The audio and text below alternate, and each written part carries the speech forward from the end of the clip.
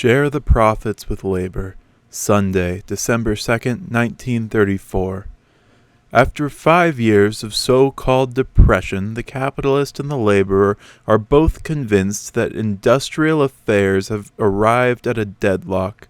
Under the present capitalistic, financial, and industrial and scientific arrangements, there is nothing left for this nation to do except proceed backwards like a snail. Our experiment of borrowing ourselves out of debt with bankers' bonds has proven to be a miserable failure. The 500,000 more men who are out of work this year than last year constitute an appalling fact, as does the kindred fact that our national dole for emergency relief has doubled from August 1933 to August 1934. There is only one way of reading scientifically the thermometer of prosperity. This method is definitely related to how many men we have to put back to profitable work. A correct reading forces us to conclude that the mercury has been on the downward trend. This is true despite the fact that business is better and that dividends for stockholders have increased. But 85% of the American people will always be more concerned with the profits accruing to the laborer and to the farmer than with the capitalistic profits which are pouring into the pocketbooks of the fortunate few. America cannot prosper unless labor prospers. This truism is well known to the United States Chamber of Commerce as it is to every citizen. Thus the Chamber is about to marshal its forces for the purposes of ending the depression by putting the millions of unemployed back to work. Back to work, say I, but upon what basis? Back to profitable work or merely back to work? Back to work so that the family can live according to the American standard and enjoy both the necessities and conveniences of those things which are within our grasp, or back to work on the basis of a lower standard from whose depths we will bid farewell to the things we dreamed about and to the life we planned. I seriously doubt the ability of industry under the present policies to put 1 million men back to work, let alone the 11 or 12 million idle men who are in our nation. But granting the ability of the Chamber of Commerce to accomplish this Herculean task, what method will it employ? All we have to judge by is its official pronouncement, which was published in September 1932 in that issue of Nation's Business. It said, "Adjustment in working hours in industry is having the attention of the Special Committee of the Department of Manufacture. This committee is endeavoring to suggest general policies which should govern businessmen in making the necessary adjustments in industrial operations brought about by present conditions. As one of its activities, the committee is participating in and giving assistance to the national Share the Work movement." Now let us see what is wrong with this seemingly sane proposal. My friends, the bald fact is this: we are not so much interested in any Share the Work movement as we are vitally interested in a Share the Profit movement.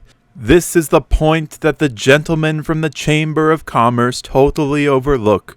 Share the Workism is the Siamese twin to share povertyism.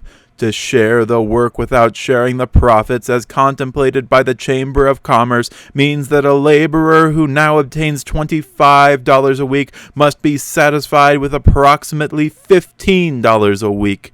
This assertion I shall substantiate in a moment by undeniable facts. Not once did it enter into the concept of these Aristotelian geniuses who preside over the destinies of the Chamber of Commerce that mass production machinery is constantly displacing labor, and, therefore, the constant displacement of labor inevitably leads to more sharing of work and to more sharing of depleted pay envelopes. This holds true unless share the work is accompanied by a substantial sharing of profits. This, their capitalistic money system cannot afford to face. This, their capitalistic economic system that was designed for production at a profit to the owner of a factory cannot do. I forewarn you, my friends, be not misled by any half-truth and half-baked policy which will advocate a 30-hour work week or even a 20-hour work week unless it envisions a yearly salary sufficient to meet the requirements of your standard of living.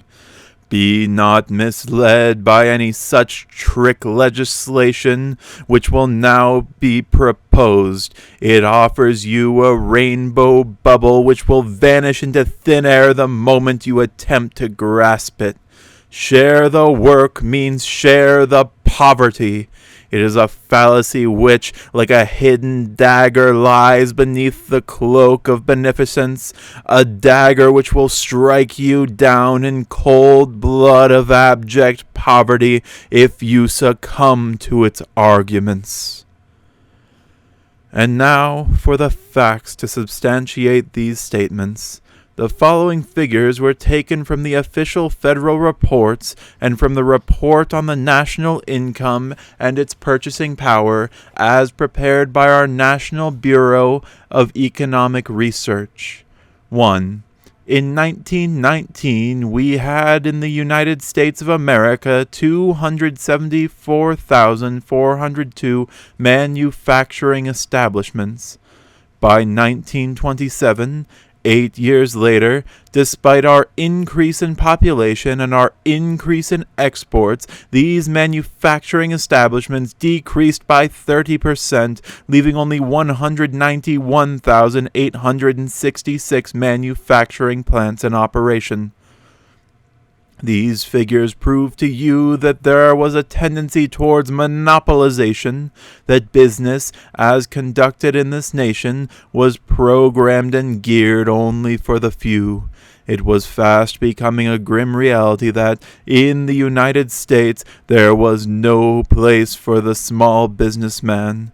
Only the plant which was associated with a large banking house could secure loans to purchase labor-saving machinery. The little industrialist, who refused to sell his birthright and share his profits, not with the laborer but with the banker, gradually was being eased out of industry. All this might fall under the heading of unjust competition. 2. In 1919, these manufacturing plants employed 9,039,171 wage earners. 8 years later, this wage-earning group was reduced to 8,349,755. Here again we find, despite our increased population and exports, fewer laborers were required, a decrease of 689,416.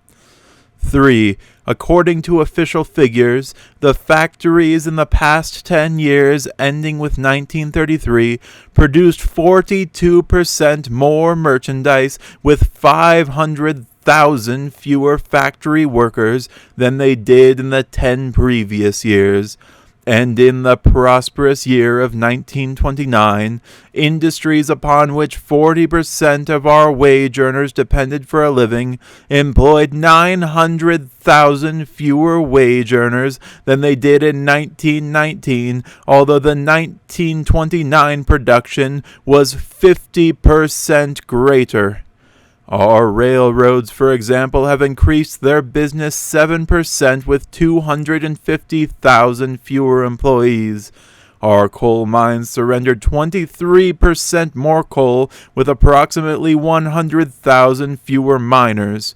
A tremendous increase in production of textiles or motor cars, of practically every mass production article was noticeable, while there was a marked decrease in the number of laborers employed. Perhaps you are beginning to see why I condemn that program of share the work. Year by year, despite a decrease in the number of manufacturing institutions, there was a gradual increase in the number of articles produced, accompanied by a falling off in the number of men employed.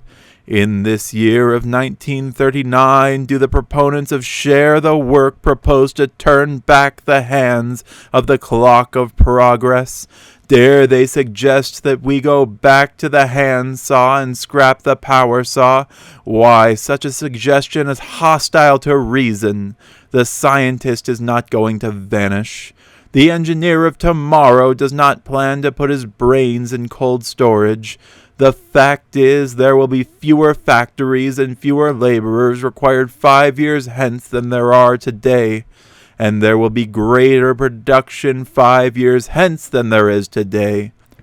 Are you in favor of share the work and share the poverty when it is a proven truth that there is less need for mass production manual labor? My friends, we have arrived at that period in the cycle of development when idleness must be translated into leisure. Man has won his victory over the menacing mysteries of the unkind elements. The old tools have given place to the new. The wheel, the nail, the spade, and the broad axe belong to the past. Steam, electricity, the power lathe, a myriad number of automatic devices have outmoded them all.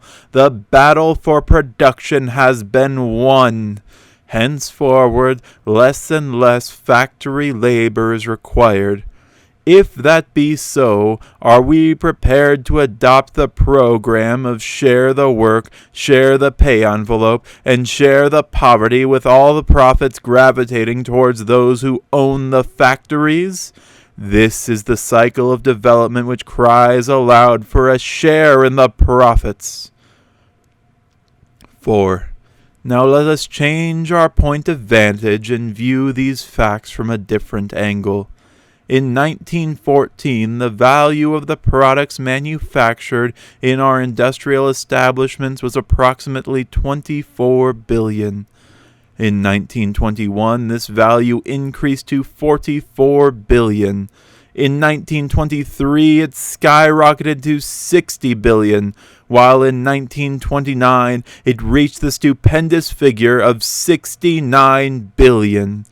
Not only was power concentrated into the hands of fewer industrialists, not only did our population increase by more than 25 million persons, not only did the wealth produced by these industrialists increase almost 300%, the astounding and frightful figure associated with all this is that there was a steady, devastating decrease in employment and in wages also. The more business carried on, the fewer people were employed. 5. As far as the wage decrease, which accompanied the wealth increase, is concerned, let us put these official figures on the books of our memories.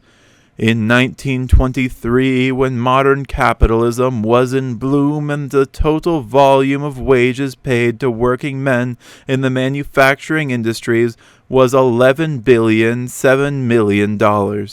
In 1929, when the annual value of our manufactured products had increased $9 billion over the 1923 total, the volume of wages in the manufacturing industries was still approximately $11 billion. Need I ask you who shared in this profit of $9 billion more wealth? It was not the working man. It was the financially controlled industrialist who appears before you today with his program of share the work as he shirks the inevitable program of sharing the profits. To emphasize this point, let me explain to you that while the total wages paid to the working men during these years of increased production scarcely varied, in 1922 the total dividends paid to the owners of industry by all corporations in the United States was $930,648,000. In 1929, these dividends increased to $3,478 million, an increase of 356% for the owners of industry, but hardly a dollar's increase for the laborers employed in the industry. Do not these figures impress you with the fact that what the laboring man requires in this nation is not so much a share the work program as a share the profit program? 6. To express the same thought with figures as recent as 1929, we learned from the Federal Deposit Insurance Corporation just last week that out of 50 million bank depositors, 800,000 of them had control of 2/3 of the total bank deposits in the nation. We learned that 71% of American families had incomes in 1929, a prosperous year, mind you, of less than $2,500, when the sum of $2,500 is necessary to maintain a decent American standard of living. Today, in the year of 1934, the average laborer is receiving less than $1,000 a year, and the cost of living is well proportioned to $1,500 a year. To state it conservatively, 71% of our people are living in abject poverty. There is no other name for it. We learn that 1 1/5% of our American families received 1/4 of the total income produced by the United States, and the remaining 3/4 of that income was left to 98 4/5% of the balance of the American people. This was in 1929. Today, it is far more acute than it was in that year. This is what I so often referred to as the concentration of wealth in the hands of a few. This is the system of modern capitalism, which from governmental analysis proves beyond dispute or question that there is no just sharing of profits in this nation. This is the capitalistic system which the United States Chamber of Commerce endeavors to foist upon you men and women with their damnable slogan of share the work. Finally, these are the figures known by everybody in Washington from president to page boy as they enter the halls of Congress to rectify the ills of a so-called depression. I ask you, ladies and gentlemen, if you will be patient with your representatives or your senators as they argue and debate over negligible matters and refuse to outlaw this legally protected banditry of capitalism. The ever-increasing number of propertyless wage earners and the superabundant riches of the fortunate few are unanswerable arguments that the earthly goods so lavishly produced in this age of mass productionism are far from rightly distributed and shared amongst the various classes of men. Over a period of more than 50 years, capitalism forgot that it could not survive unless purchasing power and profitable private ownership were shared with the laboring class. Industry, with its savage individualism, was in business for the profits to be gained therefrom. Its god was the gold of profits, its high priest the banker, and its Bible was the gospel of greed.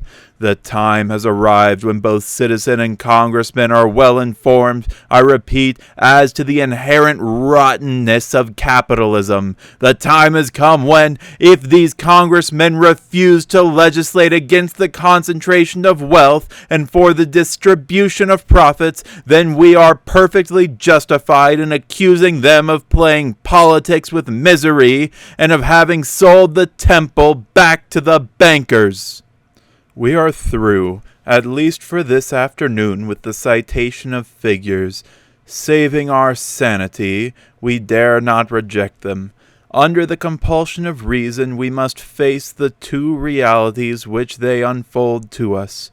First, there is the blessing of technical unemployment, as we clumsily call it. Tools have been perfected. Science has progressed. We have arrived at the point in civilization when it is no longer necessary to figure out how to get 12 million men back to steady, constant factory labor. This is a problem similar to the one of trying to make a square peg fit into a round hole. Our task is identified with how to distribute the profits which have been piled up through the use of mechanical devices. Watt and Stephenson, Fulton and Edison, these and 1,000 other scientists, by harnessing the forces of nature, have taught us how to share the work with machinery long before the United States Chamber of Commerce revived the heresy of sharing the work with our already impoverished fellow citizens. The blessing of technological unemployment, I call it. But the system of modern capitalism, which pays the laborer only while he works and lets him work while he produces at a profit for the owner of the machine, is endeavoring to change a blessing into a curse. Second, there is the inescapable conclusion that capitalism tends to concentrate all profits into the purses of machine owners and to scatter poverty all over the face of the earth. It is a peculiar poverty, if you will. It is a poverty which forces humanity to stand helplessly starving before the baker's shop window with its plenitude of good things. Now you are interested in learning for what principles the National Union for Social Justice stands when confronted with the problems and abuses which have grown out of capitalistic mass productionism. 1. We maintain that it is not only the prerogative, but it is also the duty of government to limit the amount of profits acquired by an industry. 2. We maintain that it is the function of government to see that industry is so operated that every laborer engaged therein will secure those goods which will be sufficient to supply all needs for an honest livelihood. 3. We further maintain that it is the duty of government to secure the production of all those industrial goods, food, wearing apparel, homes, drugs, books, and all modern conveniences, which the wealth of the nation, the natural resources of the land, and the technical ability of our scientists are able to produce until all honest human needs within this nation are amply supplied. This principle is contrary to the theory of capitalism. Capitalism produces for a profit to the individual owner. Social justice advocates the production for use at a profit for the national welfare as well as for the owner. 4. We maintain the principle that there can be no lasting prosperity if free competition exists in any industry. Therefore, it is the business of government not only to legislate for a minimum annual wage and a maximum working schedule to be observed by industry, but also so to curtail individualism that, if necessary, factories shall be licensed and their output shall be limited. For it is not in accordance with social justice that the owner of an industry will so operate his factory as to destroy free competition and thereby use his private property to the detriment of society. 5. It is the aim of the National Union for Social Justice to assist in the re-establishment of vocational groups. By this I mean that the laboring class who practice the same trade or profession should combine in units independent, if they so choose, of the factory where they work or of the industry in which they are employed. May I expand upon this point? At present, we have approximately 45 million citizens who are eligible to join forces in unionized labor. At the most, there are no more than 6 million persons identified with labor unions. In other words, just barely more than 12% of the artisans, the mechanics, and the laborers of America are united for common action. Despite the lesson that you have learned over the ages, you do not seem to profit by your years of perpetual betrayal. I mean that you have constantly listened to high-binding politicians speaking their pre-election promises to labor. I mean that you have been constantly deceived. Are you not aware that this so-called democratic country of ours has been controlled by the capitalist and the plutocrat? Have you not learned through bitter experience that no political party seriously cares for your welfare? The mockery of your vote was all that counted. I mean that you have been the victims of class legislation, of legislation devised to protect the rich and the property rights of the rich, legislation which sneered at the poor and at human rights. Diabolical loopholes were written into 1,000 laws to protect the capitalist. I see the Insall case in Chicago last week. Because the little word intent was slipped into law, Mr. Insall will very likely go free. Ingenious devices were set up in as many more laws to entrap the laborer, the farmer, and the uninitiated. Need I ask you to unite? In the past you had not the sagacity to organize among yourselves. But that is not true of the banker, of the industrialist, of the plutocrat. They are organized almost 100% against you for the protection of those very principles of exploitation which have succeeded in reducing more than 70% of our population to a standard of living that is best described as economic slavery. You men and women of the laboring class, you not only have the right to organize, it is your duty to establish vocational groups. In no sense does the National Union for Social Justice wish to overthrow unionism. It is our aim to perfect and to sustain it. It is our aim to uphold vocational unionism. But as long as you good people remain disunited, as long as you fail to agree upon a common basic program, you need never hope to enjoy the inalienable rights of a just and living wage or an equitable share in the bountiful wealth of our nation. The money and the interest arrayed against you are too powerful for your undivided pygmy efforts to succeed. In the past, whether you knew it or not, you were forced to take up arms against each other in an industrial warfare of slave against slave, a warfare more heinous in its results of human suffering than was the Civil War which disgraced our nation. 6. It is the aim of the National Union for Social Justice to so work towards a reform in government that the Department of Labor shall not only protect labor, but also shall counsel and guide it in its negotiations with capital. What part has this Department of Labor played in your lives? For years it has joined hands with the banking fraternity and knelt before the shrine of the Department of Commerce to learn its lessons from the directors of capitalism as to how it could perpetuate a department of slavery. For years this branch of our government has been the most inefficient, hypocritical, and fore-flushing department in operation at Washington. Even during the automobile strike in Detroit last year, the head of the department was speaking at $400 an hour here or elsewhere, when she should have been in Washington. Ordinarily, it was presided over by a sphinx who dared not open his mouth in defense of labor.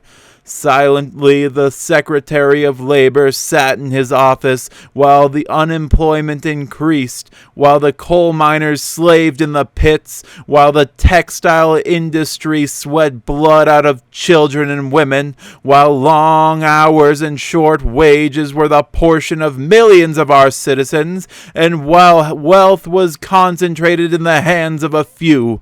The Department of Labor was the Department of Slavery. It was the department which exacted from the laboring man 12 months of taxation, while it permitted him to work for 6 months of starvation. Now do not misunderstand me. I am not advocating that you form a labor party any more than I am upholding the existence of the capitalist party, which has been in power under the Wilsons and the Hardings throughout the years. We had enough class legislation under capitalism. I am not advocating class legislation to favor the laborer and to disparage the capitalist. All I am asking you is that you unite to obtain social justice. 7. The seventh principle, the National Union for Social Justice, contends that strikes and lockouts are absolutely unnecessary. For in the case of disagreement between employer and employee, it is the business of the public authority to intervene and settle such disputes, which can be settled amicably by the parties involved. For it is our observation that both strikes and lockouts have occasioned more harm to the common good of the nation than any benefit which has been derived. But in the case of the government's neglecting its duty to settle such industrial disputes, always keeping in mind that there is no settlement without a just and living wage for the laborer and an equitable distribution of profits to all, then there is nothing left except for the united labor to refuse to sell its services at a loss just the same as it is unreasonable to expect the farmer to plow his ground and sow his seeds at a loss. Strikes have been most unprofitable for the common welfare of this nation. Strikes were not necessary had labor been organized and had the industrialists learned that their welfare was associated not with the financiers, but with the men employed in their factories. If a government fails to legislate a program of sharing the profits and of supplying the willing working men of this nation with that portion of its abundance with which God has blessed us, then there is no recourse left to the laboring man except to strike and to strike until he wins. It is nothing more than the selfsame spirit of 1776 which impelled Washington to strike against taxation without representation. Today it is worse than in 1776 because we have both taxation and starvation without representation. For the past 2 Sundays I have devoted this hour to the various principles associated with a just and living wage. After all, they are the only principles irrelevant and useless in themselves unless they are reduced to practice. And this putting of them into practice is definitely dependent upon your organizing. Bear in mind that there is arrayed against you an army of wealth more powerful than the combined forces of Caesar, Napoleon, and Foch. To ask or expect reform from this force is like asking a hungry lion with a lamb beneath its paws to subscribe to the beauties of vegetarianism. No reform, no social justice shall come except you wrest it from the hands of the exploiters by your united moral force. There is no need for revolution in this country, but there is need to break down the obstacles which prevent our normal evolution. Capitalism, as we know it, must depart. No better than communism, it seeks to identify all wealth in the hands of a few. The communist claims all for the state and none for the individual. The capitalist claims all for his class and none for the laborer, the farmer, as he gains control over the state. Social justice seeks and demands a just distribution of the nation's wealth and a just distribution of the profits for the laborer as well as for the industrialist. Capitalism and communism both destroy private ownership. Social justice seeks to multiply it. It is yours. It is yours to struggle for.